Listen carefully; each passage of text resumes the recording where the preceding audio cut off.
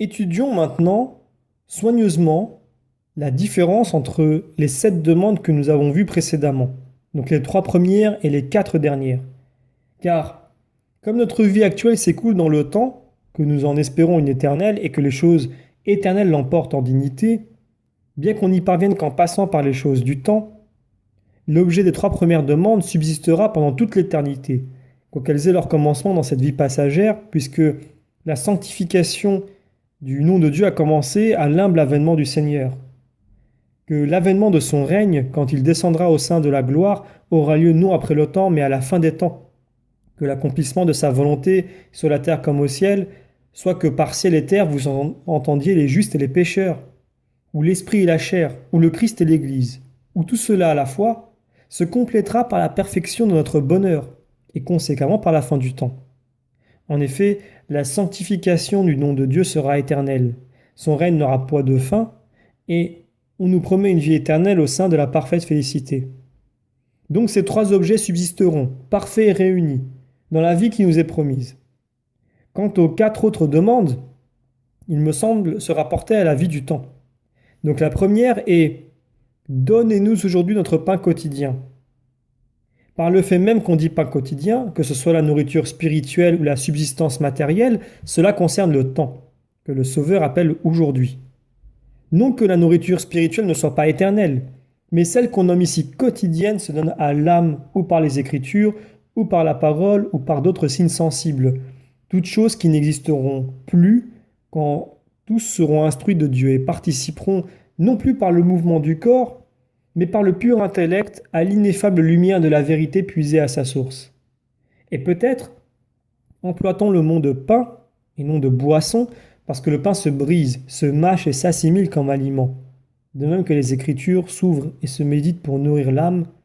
tandis que le breuvage préparé d'avance passe dans le corps en conservant sa nature, en sorte que la vérité soit ici-bas le pain qu'on appelle quotidien, mais que dans l'autre vie, il n'y ait plus qu'un breuvage. Puiser dans la vérité pure et visible, sans discussion pénible, sans bruit de parole, sans qu'il soit besoin de briser ou de mâcher. C'est ici-bas que nos offenses nous sont remises et que nous remettons celles que nous avons faites, ce qui est l'objet de la seconde des 4 dernières demandes, car dans l'autre monde, il n'y a plus de pardon à demander parce qu'il n'y a plus d'offense.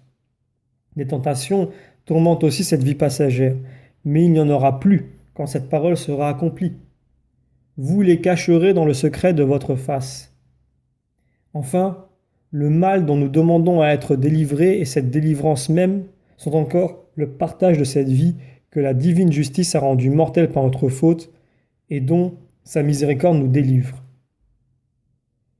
Le nombre 7 que nous retrouvons dans ces demandes me paraît aussi concorder avec le nombre 7 par où a commencé tout ce sermon. Si en effet c'est la crainte de Dieu qui rend heureux les pauvres d'esprit, parce que le royaume des cieux est à eux, demandons que le nom de Dieu soit sanctifié dans les hommes par la chaste crainte qui subsiste dans les siècles des siècles. Si c'est la piété qui rend heureux ceux qui ont le cœur doux, parce qu'ils posséderont la terre en héritage, demandons que le règne de Dieu arrive, soit en nous-mêmes, pour que nous devenions doux, et ne résistions plus à sa voix, soit du ciel en terre, par le glorieux avènement du Seigneur, alors que nous nous réjouirons et nous le féliciterons quand il dira « Venez, bénis de mon Père, prenez possession du royaume préparé pour vous depuis le commencement du monde. »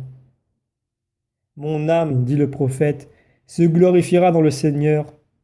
que ceux qui ont le cœur doux m'entendent et partagent mon allégresse. Si c'est la science qui rend heureux ceux qui pleurent parce qu'ils seront consolés, demandons que la volonté de Dieu se fasse sur la terre comme au ciel, parce qu'une fois que le corps comme terre sera soumis à l'esprit comme le ciel, dans une paix pleine et parfaite, nous ne pleurerons plus. Car la seule raison pour laquelle nous pleurons ici-bas, c'est ce combat intérieur qui nous force à dire « Je vois dans mes membres une autre loi qui combat la loi de mon esprit. » Puis à exprimer notre tristesse par ce cri lamentable « Malheureux homme que je suis,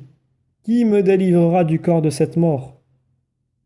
Si c'est la force qui rend heureux ceux qui ont faim et soif de la justice parce qu'ils seront rassasiés, prions pour qu'on nous donne aujourd'hui notre pain quotidien qui nous soutient et nous fortifie afin de pouvoir parvenir au parfait rassasiement.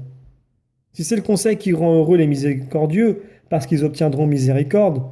remettons toute dette à nos débiteurs et prions pour que le nôtre nous soit remise. Si c'est l'entendement qui rend heureux ceux qui ont le cœur pur parce qu'ils verront Dieu, prions pour n'être point induits en tentation, de peur d'avoir le cœur double en poursuivant les biens temporels et terrestres, au lieu de ne rechercher que le bien simple et de lui rapporter toutes nos actions. En effet, les tentations provenant de ce qui semble aux hommes pénibles et désastreux n'ont de prise sur nous qu'autant qu'en ont les choses qui flattent et qui passent chez les hommes pour bonnes et heureuses.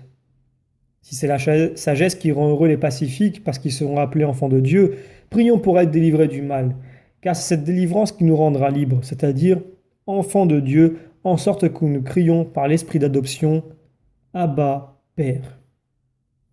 Il faut surtout bien remarquer que parmi ces 7 formules de prière que le Seigneur nous impose, il en est une sur laquelle il a jugé à propos d'attirer principalement notre attention, celle qui regarde le pardon des péchés et par laquelle il veut nous rendre miséricordieux, ce qui est le seul moyen d'échapper à nos maux. En effet, les autres demandes ne contiennent point, comme celle-là, une sorte de pacte avec Dieu, car nous lui disons « Pardonnez-nous comme nous pardonnons ». Si nous n'observons point la condition, toute notre prière est sans fruit. Et la preuve, c'est que le Sauveur lui-même nous dit « Car si vous remettez aux hommes leurs offenses, votre Père qui est dans le ciel vous remettra à vous-même vos péchés. Mais si vous ne les remettez point aux hommes, votre Père ne vous remettra point non plus vos péchés. »